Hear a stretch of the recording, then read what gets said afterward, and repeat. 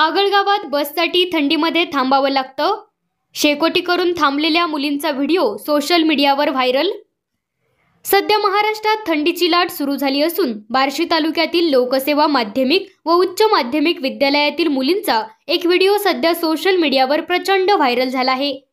शाळा सुटल्यानंतर या मुली खडकोनी बसची वाट पाहत शाळेच्या गेटसमोर शेकोटी करून थंडीपासून बचाव करताना दिसत आहेत. सदर मुलींसाठी असलेली बार्शी खडकोनी बस सायंकाळी 5:15 वाजता येणे अपेक्षित असताना ती बस प्रत्यक्षात सुमारे 7च्या सुमारास येते. या विलंबामुळे विद्यार्थिनींना दररोज थंडी व अंधारात थांबावे लागते.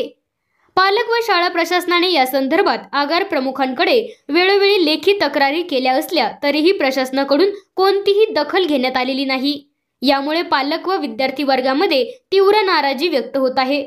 तसेच बस कधी येणार याबाबत बार्शी आगारात दूरध्वनीवर चौकशी केली असता तेथील काही कर्मचारी उद्धटपणे उत्तर देतात असेही पालकांनी बोलताना सांगितले.